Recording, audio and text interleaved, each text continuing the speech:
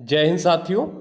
आज हम सभी वृद्धावस्था के समस्त आयाम, चाहे वृद्धावस्था कहते किसे हैं, वृद्धावस्था में समस्याएं क्या हैं, नगरीकरण और वैश्वीकरण का वृद्धावस्था पर प्रभाव क्या पड़ा है, शासन ने वृद्धजनों वरिष्ठ नागरिकों के लिए नीतियां कौन सी बनाई हैं, तथा अंतर पीढ़ी संघर्ष यानी जनरेशन जो गैप है उसमें संघर्ष क्यों हो रहा है और वो कौन से तरीके ऐसे अपनाए जाएं जिससे यह जो समस्या के रूप में दिख रहा है उससे निजात मिल सके।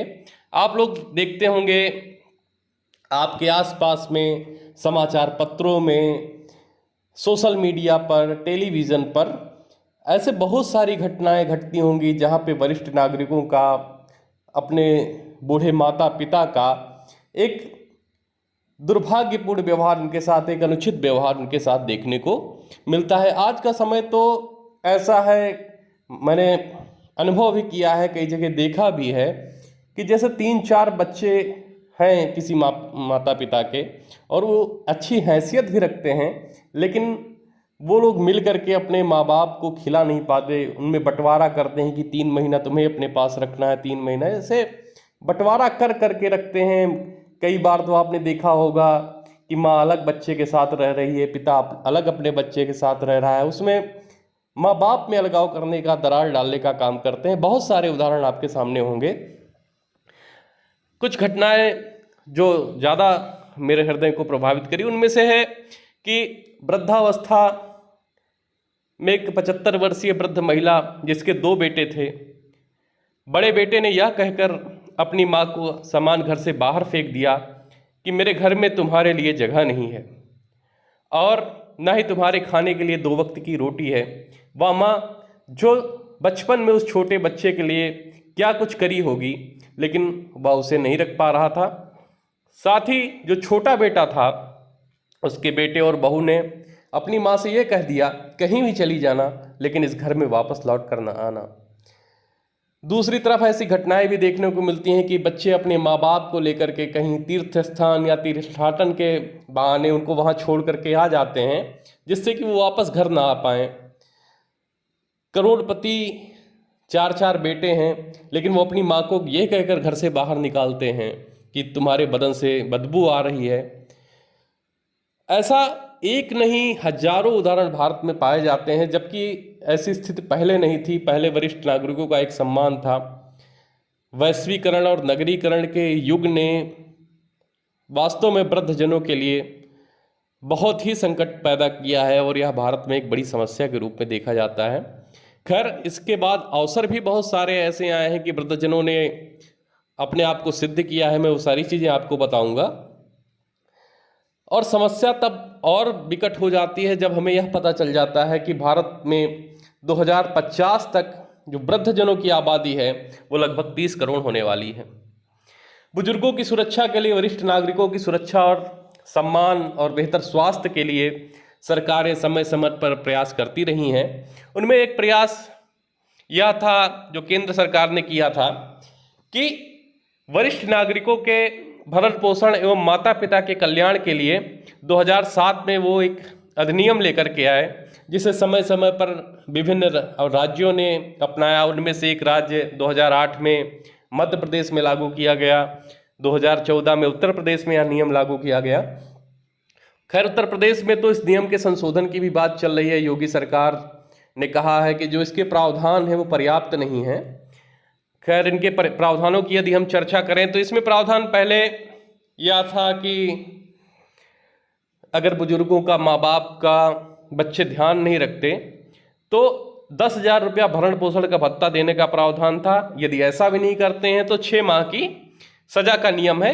पहले 10,000 के स्थान पर 5,000 था और सजा 6 माह के स्थान पर 3 माह की होती थी। उसे बाद में बढ़ाया गया, लेकिन उत्तर प्रदेश की योगी सरकार ने ये फैसला किया है कि ये नियम पर्याप्त नहीं है, इनमें संशोधन की आवश्यकता है और इसे थोड़ा सा और कठोर बनाया जाए। वो जब समय पर आ जाएगा तो मैं उसके बारे में आपको अपडेट कर दूंगा।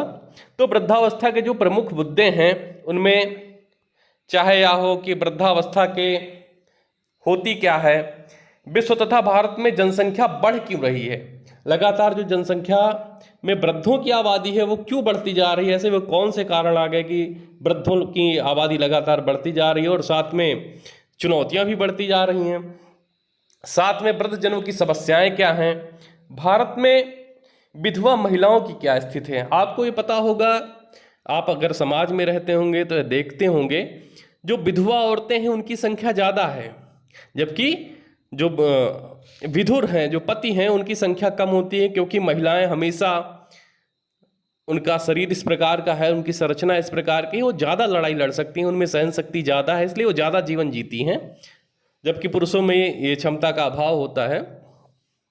और वृद्धों की समस्याओं से छुटकारा कैसे मिल सकता है, इनके सामाजिक सोच में कैसे परिवर्तन आ सकती है, सरकार द्वारा चलाई जा रही योजनाएं क्या हैं, और ये संघर्ष क्यों है, जनरेशन संघर्ष क्यों होता है, इन सभी पहलुओं पर चर्चा होगी। अगर यह देखना है कि जनसंख्या में वृद्ध पुरुष या वृद्ध महिलाएं ज़्यादा क्यों आ रहे हैं, तो इस आपको ग्राफ को देखना होगा। इसमें नीले से बनाया है कि 0 से 14 साल की आयु के लोग, यहाँ पे 15 से 64 साल की आयु के वो लोग, और ये 65 साल या उससे अधिक आयु के लोग। अगर आप देखेंगे क्रमानुसार 2011, 12, 13, 14 में इनका क्या अनुपात था, क्या औसत था, तो आपको ये देखने को मिलेगा कि जो 0 से 14 साल की जो आबादी है ये लगातार कम होती जा रही, यानी बच्चे पैदा होने की प्रवृत्ति कम हो गई है। साथ ही दूसरी तरफ आप देखेंगे तो पाएंगे कि जो ये 15 से 64 साल, जिसे हम लोग कहते हैं कार्यशील जनसंख्या, इसी के ऊपर बालकों का यानी 0 से 14 साल का भार तथा 60 साल या उससे अधिक के लोगों का भार इसी आयु वर्ग पे होता है, जो कि 65 से लगभग 60 साल माना गया है। और इस आंकड़े में भारत में पाया जा रहा है 2011 से 2021 तक ये लगातार बढ़ रहा है। इसका मतलब भारत जनसंख्या लाभांश की स्थिति में है और भारत में कार्यशील जनसंख्या ज़्यादा पाई जा रही है। तथा अगर इसमें आप ये भी देखेंगे कि इसी दौरान लगातार वृद्धों की संख्या में भी वृद्धि हो रही है, यानी वृद्धों की संख्या पर्याप्त रूप से बढ़ रही है। 2011 में 5.14% थे, जो कि 2021 में 6.8% हो गए हैं, और ये 6.8% की आबादी लगभग 10 करोड़ के आसपास आबादी हो गई। जबकि पता है कि 1947 में जब भारत देश आज़ाद हुआ तो उस समय वृद्धों की संख्या मात्र 2 करोड़ थी, लेकिन अभी लगातार वृद्धों की संख्या बढ़ रही है। उसको समझने के लिए ये वाला डायग्राम देखते हैं, जिसे आयुलिंग पिरामिड भी कहते हैं। अब इसमें आपको ये देखना होगा कि बेस जो है अपना, एक तरफ हमने आयु लिखा है, जो आप वाई एक्सिस होता है वहाँ पे 0 से 4 वर्ष, 5 से 9 वर्ष, 10 से 14 वर्ष, यानी ऊपर का क्रम बढ़ती हुई जनसंख्या, और एक तरफ है कि उनकी कितनी ज़्यादा जनसंख्या है। तो उसको समझने के लिए जैसे यहाँ पर आप देखेंगे कि लगभग 0 से लेकर के 30 साल तक का बेस ज़्यादा है, यानी यहाँ पे बच्चे ज़्यादा हैं, चाहे वह पुरुष बच्चे की बात हो चाहे वह स्त्री बच्चे की बात हो, दोनों में ज़्यादा हैं। लेकिन 30 से ऊपर लगभग 60 साल तक थोड़े से कम हैं, लेकिन अब 60 साल से लगभग 80 साल तक सबसे कम है। इसका मतलब ये है जो ये सबसे ज़्यादा बेस किसका है भारत में। अभी यहाँ बच्चे ज़्यादा है, धीरे धीरे वे बढ़ेंगे और बढ़ करके किस वाली संख्या में आएंगे, 15 से लेकर के 60 साल के बीच, यानी कामगर संख्या भारत में बढ़ेगी। और इस समय जो है जो बुजुर्ग हैं, जो 60 साल से ज़्यादा हैं, वो इस समय कम है। एक और ग्राफ से आपको ज़्यादा समझ में आ जाएगा। अब देखिए यहाँ पे हमने भारत और जापान की तुलना करी है। उसमें आप ये पाएंगे कि जो भारत का जो है, जो छोटे बच्चे हैं उनकी संख्या ज़्यादा है, लेकिन जापान में छोटे बच्चों की संख्या कम है। भारत में जो कार्यशील जनसंख्या है, जिसे 50 या 60 से लेकर के 15 से ज़्यादा और 60 से कम की जो जनसंख्या है वो थोड़ी सी कम है, और सबसे कम भारत में जनसंख्या है वृद्धजनों की। जबकि अगर देखें तो जापान की स्थिति में सबसे कम है, वहाँ पे बच्चे बहुत कम हैं, उससे थोड़ा सा ज़्यादा वहाँ पे कार्यशील जनसंख्या यानी 15 साल से लेकर के 60 साल के बीच में, और लगभग उतनी ही 60 साल से या 80 साल के बीच में है। अब इनकी यहाँ समस्या ये है कि जो आज की कार्यशील जनसंख्या है ये कल को भी बूढ़ी होने वाली है और उनके पास छोटे बच्चे हैं नहीं। अब छोटे बच्चे नहीं हैं तो वहाँ पे काम कौन करेगा, इसलिए वो बूढ़ा देश है। अब वहाँ की सरकार ये नीतियाँ बना रही हैं कि आप ज़्यादा से ज़्यादा बच्चे पैदा करो जिससे कि हमारी जो है ऐसी जनता तैयार हो जो काम कर सके। और आपको पता है कि अगर 15 से लेकर के 60 साल तक के बीच का है तो इसी के ऊपर जो है शिशु का और वृद्ध दोनों का भार इसी के ऊपर होता है। और अगर ये नहीं रहेंगे तो वहाँ की अर्थव्यवस्था नहीं चल पाएगी। अब यहाँ देखने वाली बात यह है कि उन बुजुर्गों के साथ या उन वृद्धों के साथ, उन वरिष्ठों के साथ ज़्यादा दुर्व्यवहार होता है जो आर्थिक रूप से अपनी संतानों पर निर्भर होते हैं। अधिकतर मामलों में देखा गया है कि कई बुजुर्ग भावुक होकर अपने जीते जी अपनी वसीयत संतानों के नाम कर देते हैं। वहीं कई बार बेटे व बेटियां जबरदस्ती अपने माँ बाप की संपत्ति को अपने नाम करवा लेते हैं और फिर माँ बाप को घर से निकाल देते हैं या खाने के लिए मोहताज कर देते हैं। ऐसे में प्रत्येक बुजुर्ग का आर्थिक रूप से मजबूत रहना अत्यंत आवश्यक है। जो आज कार्यशील जनसंख्या के रूप में काम कर रहे हैं उन्हें भी अपनी भविष्य की सुरक्षा पर ध्यान देना चाहिए। साथ ही शासन को भी यह ध्यान देना चाहिए कि वो जब वरिष्ठ नागरिक के रूप में या बुजुर्ग के रूप में हो तो उन पे हम किस प्रकार से उनकी सामाजिक सुरक्षा की जाए। इसके लिए बहुत सारी बीमा स्कीम भी सरकार लॉन्च करती है, लेकिन इसको और ज़्यादा अच्छे से देखने की आवश्यकता है क्योंकि यह समस्या धीरे धीरे विकराल रूप लेने वाली है। अब हम बात करें तो 2021 में लगभग 10% के आसपास बुजुर्ग आबादी थी भारत में, यानी 140 करोड़ में 10%, लगभग 14-15 करोड़ के आसपास बुजुर्ग आबादी थी। यही आबादी 2036 में पहुंचकर 15% हो जाएगी, लगभग 20-22 करोड़ के आसपास हो जाएगी। और 2050 में जाकर के ये 20.8% यानी लगभग 30 करोड़ या उससे ऊपर हो जाएगी, जो कि एक अच्छी खासी मात्रा बुजुर्गों की होगी। जो आज हम भारत देश जनसंख्या लाभांश की स्थिति में है, यानी 15 से लेकर के 60 वर्ष के लोग भारत में ज़्यादा हैं, वो 2050 तक जाते जाते थोड़ा थोड़ा भारत बूढ़ा होगा और वहाँ पे फिर थोड़ी थोड़ी समस्याएं आनी शुरू हो जाएंगी। अगर दशकीय वृद्धि यानी 41% की दशकीय वृद्धि के साथ भारत की बुजुर्ग आबादी बहुत तेज़ी से बढ़ रही है। वर्ष 2050 तक भारत की 20% से अधिक आबादी बुजुर्ग होगी। वर्ष 2046 तक भारत में बुजुर्गों की आबादी और जिसमें बच्चे हैं 0 से 15 वर्ष की आबादी से अधिक हो जाएगी। 2022 और वर्ष 2050 के बीच 80+ वर्ष के आयु वाले व्यक्तियों की जनसंख्या लगभग 279% बढ़ने की उम्मीद है। और अगर इसमें हमने दो चित्र आपको दिखाए हैं, यदि एक तरफ वृद्धों को अकेला छोड़ दिया जाएगा तो स्थिति बड़ी गंभीर होने वाली है। लेकिन अगर हम अपने वरिष्ठ जनों के साथ, अपने बुजुर्गों के साथ एक अच्छा वातावरण, एक उन्हें सम्मान देने, उन्हें उनका साथ देने का वातावरण बनाएंगे तो इस स्थिति से काबू पाएंगे। क्योंकि अगर आज हम जैसा व्यवहार करेंगे वैसा व्यवहार हमारे बच्चे सीखेंगे और हम बुजुर्ग होंगे तो हमारे साथ भी वैसा व्यवहार करने को मिलेगा, देखने को मिलेगा। इसलिए हम अपने बच्चों को के सामने हमेशा अपने माता पिता का सम्मान करें, उन पर श्रद्धा रखें, उनके जो आवश्यकताएं हैं उनके संबंध में काम करते रहें, जिससे आने वाला भविष्य आपका सुरक्षित हो। आज का दिन 1 अक्टूबर है, इसलिए मैंने विशेष तौर पर यह विषय लिया। हर साल 1 अक्टूबर को अंतर्राष्ट्रीय वृद्धजन दिवस के रूप में मनाया जाता है। इसका उद्देश्य उम्रदराज लोगों के साथ होने वाले भेदभाव, अपमानजनक व्यवहार को खत्म करना है। संयुक्त राष्ट्र महासभा ने 14 अक्टूबर 1990 में वृद्धजनों के लिए अंतर्राष्ट्रीय वृद्धजन दिवस घोषित किया। साथ ही उस दिन के पश्चात 1 अक्टूबर को, प्रत्येक 1 अक्टूबर को अंतर्राष्ट्रीय वृद्धजन दिवस मनाया जाने लगा। इसके लिए 2 महत्वपूर्ण घटनाक्रम शामिल थे। नंबर 1, वियना अंतर्राष्ट्रीय कार्य योजना और एजिंग पर विश्व सभा। इन दोनों ने महत्वपूर्ण रूप से कार्य किया कि वृद्धजनों के लिए एक दिवस घोषित किया जाए, जिसमें उनके सम्मान के लिए, उनके भेदभाव को खत्म करने के लिए, अपमानजनक व्यवहार को समाप्त करने के लिए एक दिन का निर्धारण किया जाए और इस दिन सब में जागरूकता फैलाई जाए और वृद्धजनों के प्रति अपनी कृतज्ञता स्थापित करी जाए। अब वास्तव में वृद्ध अवस्था कहते किसे हैं? तो संयुक्त राष्ट्र संघ का मानना है कि जो 60 साल की आयु से आगे व्यक्ति निकल जाता है तो उसे बुजुर्गियत या उसे वृद्धावस्था के रूप में माना जाए।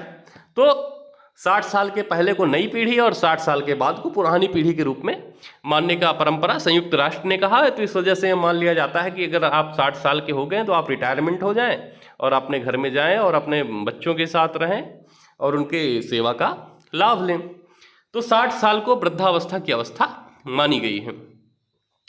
व्यक्ति जन्म से मृत्यु तक अनेक पड़ावों में शारीरिक विकास होता है जो कुछ निर्धारित चरणों से होकर गुजरता है। ये चरण है जैसे शैशवावस्था, बाल्यावस्था, किशोरावस्था, युवावस्था, वयस्कावस्था, प्रौढ़ावस्था और फिर वृद्धावस्था। यानी यह एक क्रम है, जीवन की एक प्रक्रिया है। इसमें हर एक व्यक्ति को जन्म लेना होगा और उसे वृद्ध होना होगा और उस क्रम में वह बहुत सारी चीज़ें समाज की सीखता है। तो वृद्धावस्था एक प्रक्रिया है जो जीवन का अंतिम चरण है और इस प्रक्रिया में शारीरिक सामाजिक दृष्टि दोनों से ह्रास होता है। व्यक्ति सामाजिक रूप से भी, शारीरिक रूप से भी, मानसिक रूप से भी उसका ह्रास होता रहता है और साथ ही वह आर्थिक संकट और शक्तिहीनता का भी अनुभव करता है। तो यह काफ़ी कठिन दौर होता है और इसी समय हर बुजुर्ग को, हर वरिष्ठ को, हर वृद्ध को अपने बच्चों की सख्त आवश्यकता होती है और दुर्भाग्य से यही वह समय होता है जब उसके बच्चे उससे दूर होते हैं, उसके परिवारजन उससे बात नहीं करना चाहते। बहुत सारी समस्याओं को देखना पड़ता है इस समय पर।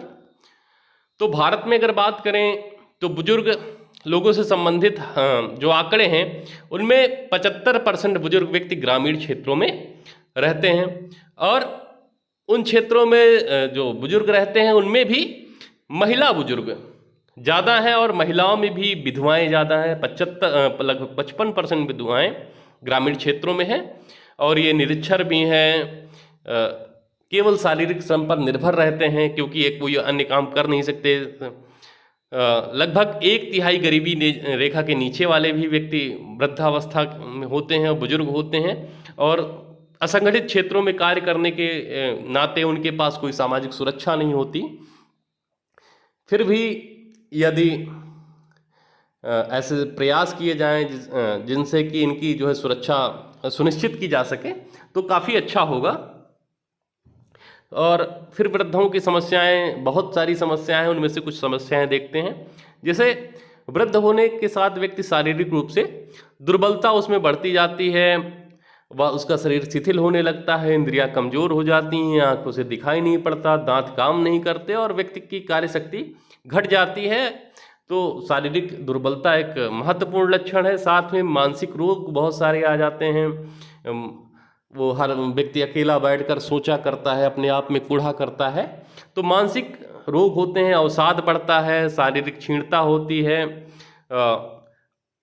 और भावनात्मक रूप से भी वह कमज़ोर हो जाता है क्योंकि जब उससे बच्चों की ज़रूरत हो और माता पिता का हमेशा ये रहता है कि वो अपने बच्चों के प्रति लगातार सोचते रहते हैं और बुढ़ापे में उन्हें वही सोचना पड़ता है क्योंकि वैश्वीकरण और नगरीकरण के युग में हर लड़का बाहर पढ़ने जाता है, कमाने जाता है, खाने जाता है और एकल परिवार होने के नाते अपनी पत्नी को भी लेके साथ चला जाता है।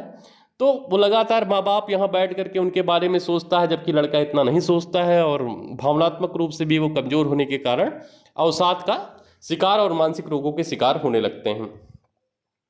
अकेलेपन की बहुत बड़ी समस्या है। अकेलापन मैंने आपको बताया कि परिवार का ना रहना साथ में अकेलापन कहलाता है और फिर इसमें बहुत सारे मानसिक तनाव व्यक्ति देखता है। आर्थिक रूप से भी वह असुरक्षित महसूस करता है क्योंकि उसने जो कुछ भी कमाया होता है वो अपने बच्चों के लिए कर दिया होता है, या नहीं भी किया होता है तो बच्चे किसी भी तरीके से वो चीज़ें, आर्थिक चीज़ें माँ बाप से प्राप्त कर लेते हैं एक सांत्वना दे करके, मैं आपका सेवा करूँगा, लेकिन समय के साथ वो अपनी बात पर खड़े नहीं उतरते, चाहे उसके लिए जो भी कारण हो, लेकिन उनकी सेवा नहीं हो पाती है। तो आर्थिक असुरक्षा की स्थिति भी बनी रहती है। इसलिए मेरा ये मानना है, पर्सनल मानना है कि हर व्यक्ति को अपने 60 के बाद के लिए कुछ चीज़ें कर कर रखनी चाहिए और एक आर्थिक रूप से सुरक्षित होने का भाव अपने अंदर लेके रहना चाहिए। कम से कम इसी बहाने एक अच्छा जीवन जीने का एक एहसास व्यक्ति को होगा। साथ में संयुक्त परिवार के अभाव की समस्या हो जाती है कि मैंने बताया कि लगातार परिवार टूट रहे हैं, पारिवारिक संरचना का ह्रास हो रहा है, और उसमें जो पहले बुजुर्गों की स्थिति एक सम्मानपूर्ण होती थी उसमें भी बहुत सारी ह्रास आया है। तो ये सारी समस्याएं हैं। साथ में उचित देखभाल की समस्या से भी गुजरते रहते हैं। परिवार में कई सदस्य होते हैं, वहाँ तो बड़े बूढ़े बुजुर्गों का देखभाल ठीक से हो जाता है। जो ऐसे परिवार जो ग्रामीण क्षेत्रों में हैं, तो जहाँ पे ज़्यादा लोग होते हैं वहाँ तो स्थिति ठीक है, अभी भी ठीक है कि उनकी देखभाल हो जाती है। लेकिन जो बुजुर्ग शहरों में हैं तो यही पता चलता है कि कब वो ख़त्म हो गए, कब उनका अंतकाल हो गया, अंतिम समय आ गया, और फिर दूध वाला, फल वाला, जो सब्जी वाला जो उनका लगातार सब्जी वगैरह दूध देता रहता है, तो वो लोग बताते हैं कि भाई कई दिनों से दूध की बोतल बाहर रखी है, जबकि पड़ोसियों को भी खबर नहीं है, और फिर पुलिस आकर के निकालती है। और बच्चे होते हैं उनके विदेशों में होते हैं, दूर होते हैं, और वो अपने माँ बाप के पास नहीं आ पाते। ऐसी स्थितियाँ बनती हैं। साथ में मनोरंजन की समस्या एक बहुत बड़ी समस्या है। पहले के समय में परिवार में बहुत सारे उत्सव होते थे, समारोह होते थे, आयोजन होते थे, जिसमें वृद्ध सदस्य अपने नाते रिश्तेदारों से मिलते थे और उनका समय पास होता रहता था। लेकिन आज के समय में व्यक्ति पड़ोसियों से भी नहीं मिल पा रहा है। पहले का पड़ोस अच्छा होता था, और ऐसे कोई उत्सव वगैरह तो अब हो नहीं रहे हैं। केवल टेलीविज़न मात्र एक मनोरंजन का साधन है, जिससे भी वृद्ध दूर रहते हैं, और उनको जिससे वृद्ध दूर रहते हैं और उनका मनोरंजन नहीं हो पाता। इसलिए मनोरंजन का एक बहुत बड़ी महत्वपूर्ण समस्या है। अब वृद्धों की समस्याओं को सुलझाने के लिए कुछ सुझाव हैं। यदि इन पर काम किया जाए तो यह समस्या बहुत विकराल होने से बच सकती है। उसमें भारत में संयुक्त परिवार व्यवस्था वृद्धों को सामाजिक, आर्थिक एवं मानसिक सुरक्षा प्रदान करती रही है। अतः इसके विघटन को यदि रोकने का प्रयास किया जाए तो यह समस्या कुछ हद तक कम की जा सकती है। दूसरा यह कि परंपरागत भारतीय समाज में सामुदायिक जीवन में जो वृद्ध रहते थे, यानी एक साथ घुल मिल कर रहते थे, उससे उनको बहुत सारी समस्याओं का एहसास नहीं होता था। मूल रूप से भावनात्मक समस्याएं या एकाकीपन की समस्याएं। तो ऐसे में जो सामुदायिक जीवन है उन्हें पुनः मजबूत किए जाने की आवश्यकता है। जैसे कि आप एक साथ बैठ करके कीर्तन मंडली हो रही है, वृद्ध एक साथ गाना बजाना कर रहे हैं, भगवान का भजन कर रहे हैं, उसमें एक साथ में वृद्ध जो है मिले हुए हैं और आपस बात कर रहे हैं, तो उससे बहुत हद तक ये समस्या दूर की जा सकती है। दूसरा, ये वृद्धों के लिए जो मनोरंजन के साधन हैं उनको भी उपलब्ध कराया जाए, तो उससे भी एक सामुदायिक भवन का निर्माण किया जाए जहाँ पे वृद्ध आपस में आएँ, बैठें, बात करें, और कुछ ऐसे ही आपस में जैसे पहले खेलते थे गाय भैंस चराते समय, तो वैसा कुछ ऐसा माहौल बनाया जाए कि वहाँ बैठ करके कुछ वो करते रहें। तो वृद्धों की समस्याओं के समाधान हेतु यह भी बहुत जरूरी है कि हम वृद्धावस्था को जीवन की अनिवार्यता के रूप में स्वीकार करें, न कि एक बोझ के रूप में। हर व्यक्ति को ये लगना चाहिए कि भाई वृद्ध तो होना ही है, तो उससे बोझिल होने की क्या आवश्यकता, उसमें वो डटकर सामना करे और अपने मन को मजबूत करे। इससे बहुत सारी चीज़ें अपने आप उनका हल हो जाएगा और तैयार रहे, क्योंकि समाज ही ऐसा है तो क्या कर सकते हैं आप। लेकिन आपको तैयार होना चाहिए, अपने मानसिक, अपने शरीर को बताना चाहिए कि हम वृद्ध होंगे और उसमें हम भले ही अकेले क्यों ना रहें, लेकिन चुनौतियों का सामना करेंगे। समय समय पर वृद्धों के लिए विशेष आयोजन, जैसे सामान्य ज्ञान हो गया, पुराने ज़माने के जो है गीत हैं, लोक कलाएं हैं, उनकी प्रतियोगिता कराई जाए जो वृद्धों के बीच में है, हमारे नवयुवकों के पास नहीं है। और ऐसी कार्यशालाओं का आयोजन किया जाए जिसमें वृद्धों को बुला लिया जाए। आप लोग अपने स्तर से भी जो सक्षम हैं, अपने गाँव में, क्षेत्र में आप ऐसे वृद्धों को इकट्ठा करें और ऐसे ही कोई प्रतियोगिता करा दें। कभी कभी कहानी की प्रतियोगिता हो गई, आप चुटकुलों की हो गई, किस्से होते थे पहले के ज़माने में, तो ऐसी कोई प्रतियोगिता हो गई, या कोई सामान्य ज्ञान, महाभारत, रामायण और ऐसे कोई भी उपनिषद जो आपके धर्म से संबंधित है, उन पर एक आयोजन कराएं और उनको बुलाएं, उनका सम्मान करें, जिससे आप अपने स्तर पर भी आप वृद्धों के लिए बहुत अच्छा काम कर सकते हैं। शासन तो काम करेगी ही करेगी, तो सरकार की ओर से वृद्धों के लिए जो वृद्धाश्रम या ओल्ड एज होम स्थापित किए जा रहे हैं, उसमें समुचित सुविधाओं का भी ध्यान रखा जाए, तो इससे भी बहुत सारी वृद्धावस्था की समस्याएं कम हो सकती हैं। वृद्धों की स्वास्थ्य संबंधी समस्याओं के लिए निःशुल्क व्यवस्था की जानी चाहिए, क्योंकि उनके पास आर्थिक स्थिति कमजोर होती है। उनको ले जाने वाला भी कोई नहीं होता है। तो आप गांव-गांव जा कर के ऐसे वैन वगैरह, खैर शासन ऐसी व्यवस्था करती है, लेकिन इसको और बड़े पैमाने पर करना चाहिए। तो वृद्धावस्था जो पेंशन की योजना बनाई गई है उसकी राशि भी बढ़ाई जानी चाहिए और वृद्धावस्था पेंशन को लागू भी किया जाना चाहिए मेरे ख्याल से। और शिक्षित वृद्धों जो हमारे समाज में पाए जाते हैं, जो शिक्षित हैं, तो उनके अनुभव का लाभ प्रौढ़ शिक्षा को, मतलब वो अपने द्वारा अन्य वृद्धों को सिखाएं, उसमें ऐसी व्यवस्था की जाए और जिससे वो व्यस्त रहेंगे तो एक बहुत बड़ी समस्या से बचा जा सकता है। वृद्धों के लिए पारिवारिक माहौल की व्यवस्था की जानी चाहिए। जैसे बात करी हमने कि सामुदायिक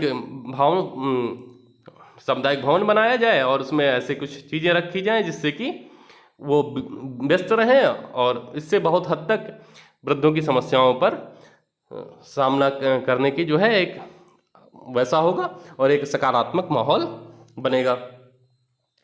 कुछ पंक्तियां हैं। किसी ने कहा है कि बहुत सेल्फी लेते हो, जरा मुस्कुराया करो, अपने चेहरे को आईना भी दिखाया करो, अरे ज़माने के तजुर्बे गूगल पर नहीं मिलते, मिले जो वक्त बुजुर्गों के पास बैठ जाया करो। यानी आप अपने बुजुर्गों के पास बैठोगे तो आपको बहुत सारे ऐसे अनुभव मिलेंगे जो आप अपने पूरे जीवन में नहीं कमा पाओगे और वो अनुभव आपको जीवन में बहुत आगे ले जाने वाले होंगे।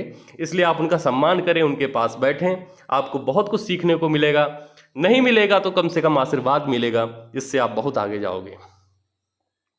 बुजुर्गों को भी अपनी हठधर्मिता को छोड़ देना चाहिए। अगर आप पुराने ज़माने की सोच रखते हैं, नए ज़माने में बहुत सारे बदलाव आ चुके हैं, तो आपको ये नहीं चाहिए कि आप अपने ही हिसाब से सबको चलाने का प्रयास करें। अगर आप थोड़ा सा संयम बरतेंगे, आप सामने वाले अपने बच्चे को भी सुनेंगे, अपनी बहू को भी सुनेंगे, तो बहुत सारी समस्याओं का समाधान अपने आप हो जाएगा। आप बहुत रूढ़िवादिता के विचार को त्याग दें और जैसा समाज में हो रहा है वैसा होने दें। आपके बच्चे भी समझदार हैं, वो भी जानते हैं कि क्या उचित है क्या अनुचित है। आप उन पर भी थोड़ा भरोसा करें तो बहुत सारी चीज़ें अपने आप सही हो जाएंगी। और वृद्धों के लिए जो एक सबसे इम्पॉर्टेंट कड़ी होती है वो उनका नाती या नातिन होता है, तो ग्रैंडसन जिसे बोलते हैं। अगर उनका सपोर्ट मिल जाए, आप उन पर ध्यान दें और उनके साथ रहें, तो एक अच्छा कम्बिनेशन बन जाएगा। आप जैसे कि दोनों चित्रों में आप देख भी पा रहे होंगे, यदि ऐसे भाव आएंगे तो काफ़ी हद तक माहौल सकारात्मक होगा और वृद्धावस्था आपकी बहुत अच्छे से कटेगी। तो वृद्धजनों के लिए शासन ने बहुत सारी योजनाएं चलाई हैं। उनमें से कुछ महत्वपूर्ण योजनाएं इस प्रकार से हैं। पहला तो इंदिरा गांधी राष्ट्रीय वृद्धावस्था पेंशन योजना। इसमें विशेष रूप से 60 वर्ष से जो अधिक आयु के गरीब बुजुर्ग होते हैं उनके लिए बनाया गया था और इसमें वित्तीय सहायता का प्रावधान है। प्रधानमंत्री वय वंदना योजना यह भारत में सबसे अधिक पसंद की जाने वाली वरिष्ठ नागरिक पेंशन योजनाओं में से एक है। प्रधानमंत्री वय वंदन योजना की पॉलिसी अवधि 10 वर्ष की है और यह 60 वर्ष से अधिक आयु के वरिष्ठ नागरिकों के लिए है। पेंशनर के पास मासिक, तिमाही, छमाही या वार्षिक भुगतान प्राप्त करने का विकल्प होता है। इस प्रोग्राम के साथ आप 8% वार्षिक ब्याज कमा सकते हैं। अगला है वरिष्ठ पेंशन बीमा योजना। अगला है वरिष्ठ पेंशन बीमा योजना जो 60 वर्ष या अधिक उम्र के वरिष्ठ नागरिकों के लिए वित्त मंत्रालय ने यह पेंशन कार्यक्रम बनाया है।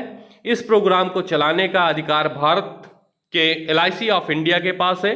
यह 10 वर्षों तक 8% औसत ब्याज की दर से गारंटीड प्रदान करता है। अगला है राष्ट्रीय वयोश्री योजना। यह BPL कैटेगरी के अंतर्गत आने वाले 60 वर्ष से अधिक आयु के व्यक्तियों के लिए यह प्रोग्राम चलाया गया है, जिसमें चिकित्सा सहायता और सुविधाजनक उपकरण प्रदान करता है। केंद्रीय क्षेत्र की इस योजना के लिए केंद्र सरकार पूरा धन उपलब्ध कराती है।